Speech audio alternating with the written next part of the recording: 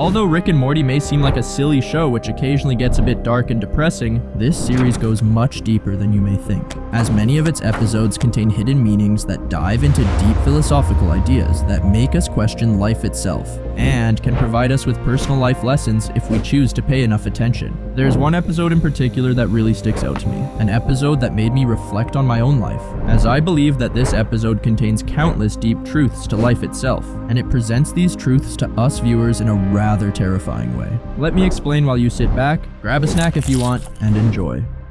The episode is Season 7, Episode 10, titled Fear No Mort. It starts with Rick and Morty at a carnival that is supposed to be scary, and is not on Earth. But the carnival isn't doing it for them. This carnival of nightmares used to be scary, right? We've seen too much. Nearby, a man overhears the two of them talking about this. He joins their conversation and tells them that Earth is home to the scariest thing in the galaxy, and offers to take Rick and Morty there to show them. They agree, and he guides them to a rather unexpected place. Seriously? A Denny's restaurant? This guy cannot be for real. Yeah, this is punching down. Denny's is a nice chain that gives people starchy food when they're up It's late. a hack joke, buddy. The man then leaves the two of them, saying that this is in fact the place he was talking about. He just wanted a ride, right? Certainly took us for one. Believing they just got played by the man, Rick and Morty decide that since they're here, they may as well eat at the Denny's anyway. And after their server gets them their food, he says to Rick and Morty that if they're here for the hole, it's in the bathroom. The hole?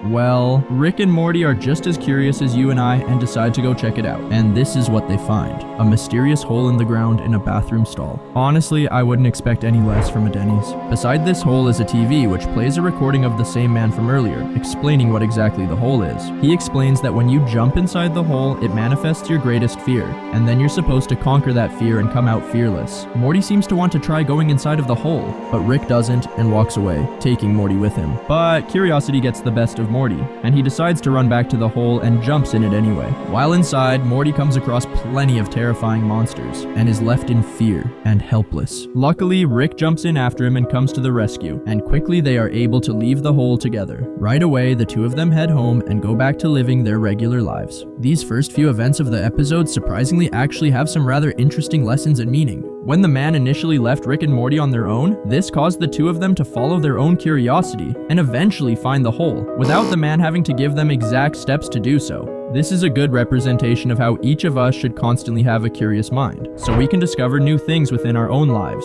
As well, there's a lesson on how we shouldn't let others control how we decide to navigate our own lives. Just because Rick didn't want to go into the hole, that didn't stop Morty from deciding to explore it for himself. Same as how only you alone can decide if you want to conquer fear and potentially make new discoveries by doing so, or if you want to continue to live the same consistent life in comfort, day to day with little change. Having a curious mind leads to new experiences in our lives, where we can often be faced with great fear. From there, we must make a choice. Do we conquer the fear, or do we run away? If you choose to run away, in most cases this will leave you right where you were before, with your only conclusion from the new experience that presented itself being, this new thing scares me, never again. Although, on the other hand, conquering the fear is a tool for personal growth. Who knows? Maybe after you conquer the fear instead of running, you come out on the other side saying, that was the best thing ever and changed my life. Why was I ever scared of that to begin with?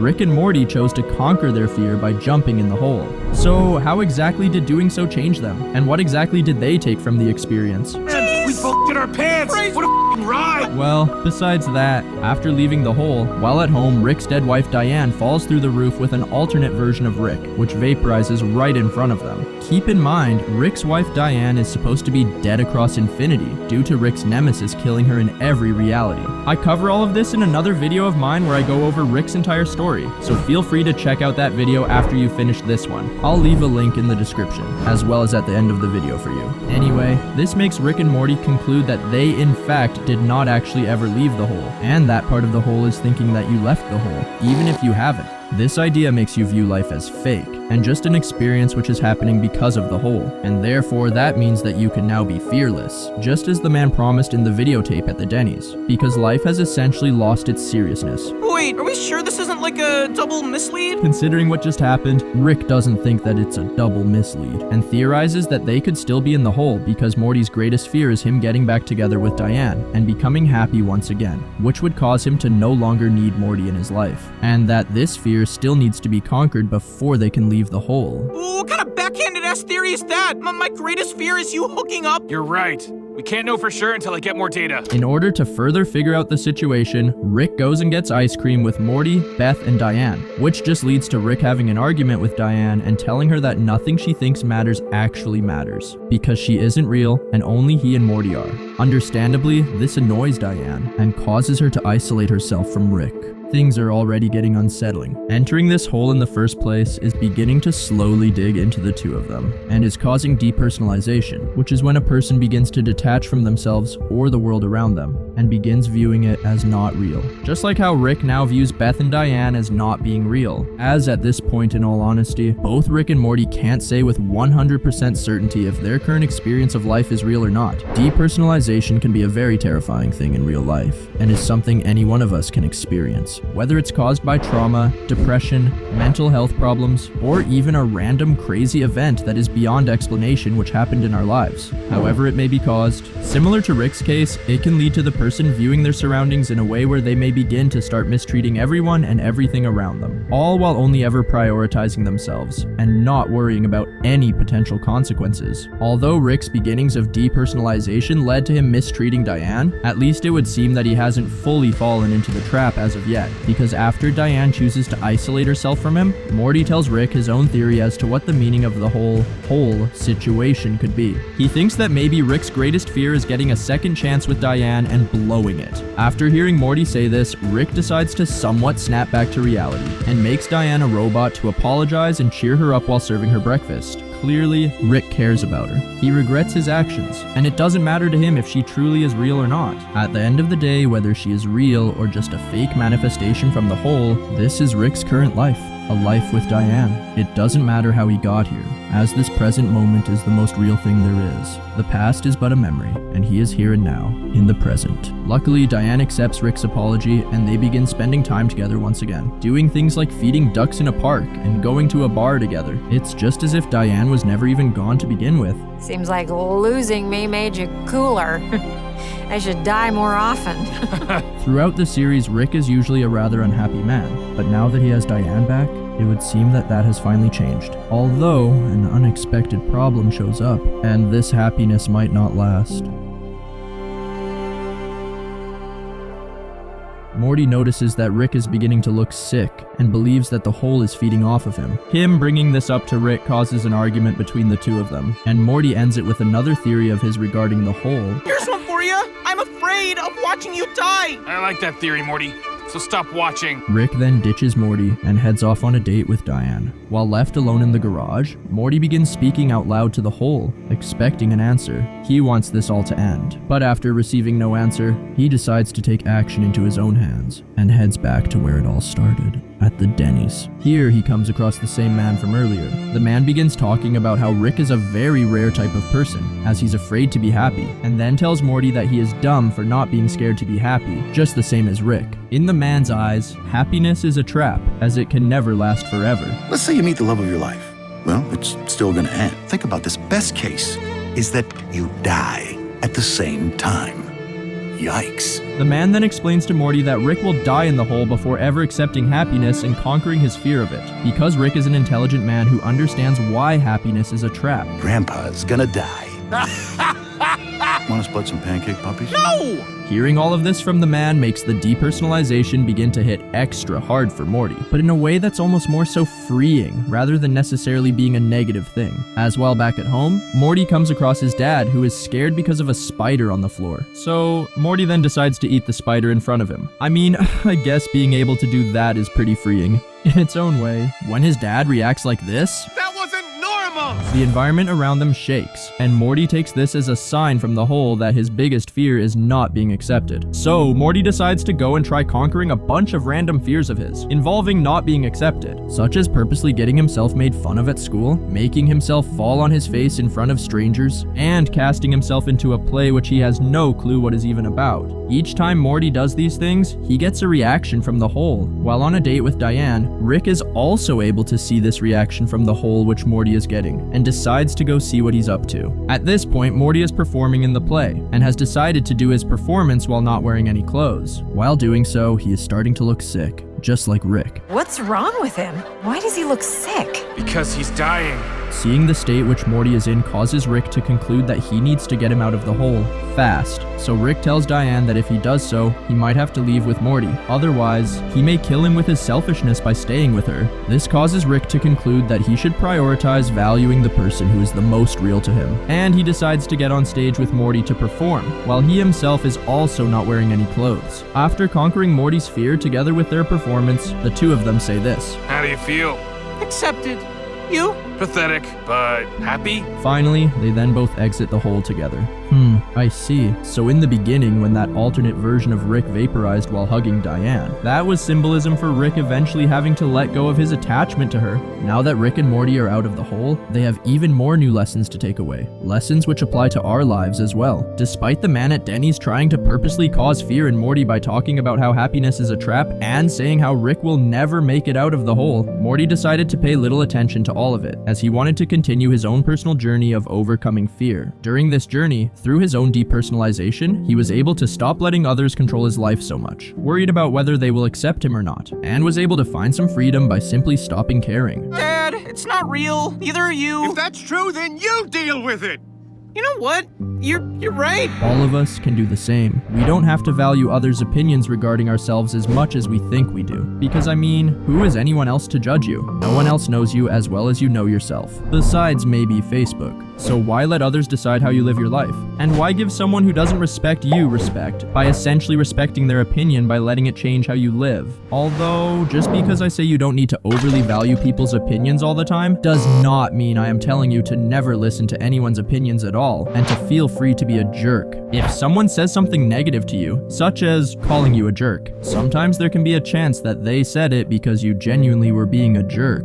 This is why self-reflection is important. From my personal experience, one of the best ways to stay true to yourself and not let others' opinions affect you while also not being selfish and harming those around you is to always try and act in love, both towards yourself and others. Constantly ask yourself, does what I am currently doing serve me positively in a self-loving way? If the answer is no, usually it's a good idea to not do it, and actually be honest with yourself about your answer. Then on top of this, treat others how you would want to be treated. When you start doing these things, you begin finding a good balance of loving yourself as much as possible while also not loving yourself so much that you begin to devalue and harm those around you. Finding this balance allows us to become new and better people. I mean, why do you think both Rick and Morty were shown to be dying while in the hole? For Morty, it's a representation of the past version of himself dying, a version where he let the opinions of others have so much control over his life.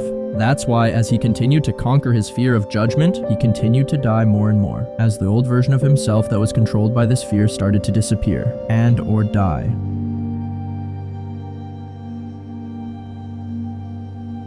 It's similar for Rick as well. Him dying while in the hole is also a representation of the past version of himself dying, a more selfish version of himself that feared being happy due to his beliefs around it being a trap. During his time with Diane, despite knowing it will likely end, Rick chose to let go of fear and be happy for once. In the pursuit of this happiness, he was able to set aside his selfishness and apologize to Diane. Keep in mind, apologizing is something which Rick usually doesn't seem to be capable of. You can't do it, can you? You can't just f***ing apologize. Okay, Beth. I'm sorry. You think you deserve an apology. Diane is very important to Rick. You're the only thing I can't replace. Okay, Mr. Weepy. I'm not even real. Remember? Nothing's real. That's your jam, right? On top of this, through applying the lessons I mentioned earlier, Rick was able to put himself in Morty's shoes and act in love in order to help him conquer his fear as well, by getting up on stage and performing with him. This act of setting aside his selfishness by leaving Diane behind in order to help Morty only made Rick feel even happier than his fake relationship with Diane. And it was all because he found balance between bettering himself and pursuing happiness, while also not letting his pursuit of it hurt others. He's dying. I gotta get him out of here. But if I do, I might have to go with him. I don't want to, Diane. I think my greatest fear is letting you go. Keep that fear. If you don't, you'll kill me. But I don't have to kill Morty too.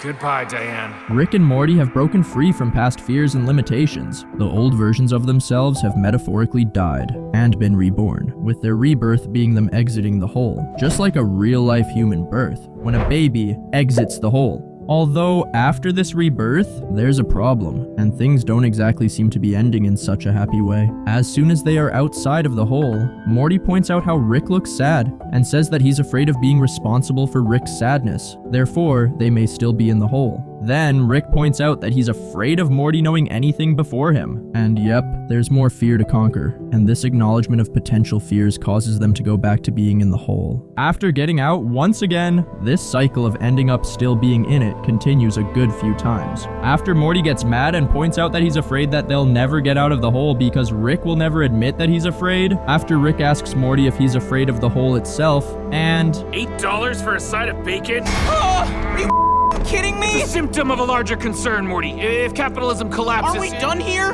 conquering your deepest fears definitely seems to not come so easy, huh? After all of this, they conclude that it was their fear of uncertainty that kept them in the hole. And at this point, it doesn't really even matter if they are or aren't in the hole, cause they'll find out eventually anyway. So they finally continue on with their lives as normal. I mean, except for the fact that the depersonalization is now set in extra hard for both of them, and they're left looking at life completely differently, at first being a little unsettled by the situation. But luckily soon enough, rather than letting the idea of the hole get to them, they begin to use it as a tool for happiness and appreciation of day-to-day life, while not letting fear control them. Morty grows older, graduates school, and moves out of his parents' house. But while brushing his teeth at his new house, he realizes how much he's begun to look like his dad. Noticing this causes him fear, and sends him right back into the hole.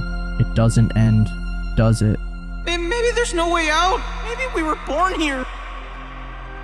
To cheer up Morty, Rick tells him how he's irreplaceable and that they'll get through this together. Then the realization sets in. Morty has figured out what he's afraid of. It's a fear of Rick never saying to him that he's irreplaceable in real life. He's afraid that if he jumped in a hole in the first place, Rick wouldn't even bother to jump in after him. This entire thing has been about me. You're not even in the hole, are you? Thank you for visiting the fear hole, Morty.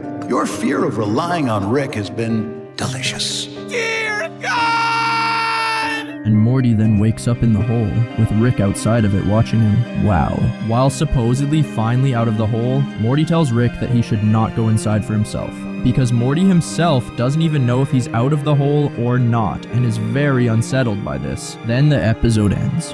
But after it ends, there's a final cutaway scene where the character Mr. Poopy Butthole uses a portal gun to go to another reality. There, he knocks out and replaces an alternate version of himself, which still has his wife and kid. As the Mr. Poopy Butthole who is doing so, went through his wife, leaving him and taking their kid. While doing this, he says to us viewers how it's all about having a goal and stopping at nothing to achieve it. Then you'll be fulfilled. After he says this, the new alternate version of his wife gives a look of resentment while walking away from him. This is yet another representation of one of the lessons I spoke on earlier. Personal happiness and growth should always be a goal, but when you stop at nothing to achieve it, just as Mr. Poopy Butthole says, that can lead to you harming others due to your selfishness, just as how he harmed the alternate version of himself. Don't get me wrong though, not stopping at anything to reach a goal can for sure be a good thing, and we should do that. But when it affects others negatively, it can backfire on you, and lead to others growing resentment or other negative emotions towards you. This is once again exactly why I say to self-reflect and put yourself in the shoes of others while trying to optimize your own happiness and self-betterment. But why exactly is this episode so terrifying, like I claimed early on in the video? Well, that's because this episode exposes the truth regarding the cycle of personal growth, which many of us are terrified of. Let me help you understand. All of us have the choice to stay living a life of consistent comfort, never questioning anything and living the same old day again and again. But why do that when there's so much more to experience in life? And how can we get out of this vicious cycle of repetition? Well, the best way to get out of that cycle is to have a curious mind, just like Morty when he first decided to jump in the hole. Although, it's not quite that simple, as having a curious mind can in all honesty be scary. Why? Well, having a curious mind leads us to unknown territory outside of our comfort zone. The unknown causes fear in many of us humans, as it's literally part of our biology so we can survive. When faced with a new fear which we come across through our own curiosity, we have a choice just like Morty did. Only ourselves alone can decide to jump in and confront it, or not. If we choose not to confront the fear, we are turning down a chance for growth, and there is a high likelihood that not much in our lives will change. But if we choose to confront it, we are saying yes to potential growth and lessons which could build our lives into something new. But things still aren't even that simple, as the terrifying truth is that if we choose to conquer this new fear, doing so can often drastically shift our view on the world because of potential new realizations coming up and shattering our old views and understanding of things. Just like how when Rick and Morty first made it out of the hole, they soon realized that they actually hadn't made it out. Their entire understanding of what life is changed because of this, and this new realization really messed with them because they realized that they can never be certain if their experience of life is real or not. Are you afraid we're still in it? I mean, I hope we're not. When new realizations show up and cause major changes in our past understanding of how things should function, it's not always easy to deal with. And just like in Rick and Morty's case, this can often lead to depersonalization, and maybe life not even seeming real, but rather like a lie. Depersonalization like this can sometimes lead to even more fear, and potentially cause a vicious cycle of confusion, with potential negative effects to yourself or those around you. This happens all because after your past understanding of things is shattered, you begin trying to stay connected to the old version of yourself which you were comfortable with, a version of yourself which had less life experience and knew less of the new truth which has just been revealed to you. So now your new life feels like a lie because of your mind wanting to stay in the past, where it was once comfortable. But as we know, we can't let this fear and confusion cause us to bring harm to those around us. That is why the next step after having your views majorly shifted and potentially experiencing detachment from your new life is to let go and accept. Are you afraid we're still in it? If we are, We'll find out eventually. which no longer scares me. Same. I mean, what else can you do? You are not the past version of yourself. You are here and now. The past is but a concept in your mind, nothing else. So why let your mind and the past control you so much? Why let yourself be your own enemy? During times of self-reflection, rather than focusing so extremely on the mind, focus more on the heart. Just like how Rick acted through his heart to help Morty get through things by leaving Diane behind. Even though in his mind it was easy to want to stay with her, Rick had to actively choose to let go of the past and accept his new life. Letting go of the past is when personal growth is truly achieved to the greatest extent. And just the same as Rick and Morty, this is when the old version of yourself dies and you are reborn as a new person. Although surprisingly, that is actually not the end of the cycle of personal growth. You probably noticed that this episode seems to not exactly have a real conclusion as to if Morty truly ever did make it out of the hole. Did Rick actually never come into the hole with him? Or was that just another layer of the hole messing with them? Swear to God, if we're still climbing out of this hole 2 seasons from now. Because of the very nature of the hole, even if sometime in the future there is a supposed conclusion on if Morty, and potentially even Rick, made it out of the hole, we can never truly actually be 100% certain that that's the case. The hole claims that you come out when you are fearless. But is any human actually ever completely fearless? I wouldn't say so. Essentially, the hole is a representation of continually jumping into deep rabbit holes of personal discovery, forcing yourself to face fear over and over, with no real way out of the cycle. And although that may sound terrifying, I disagree,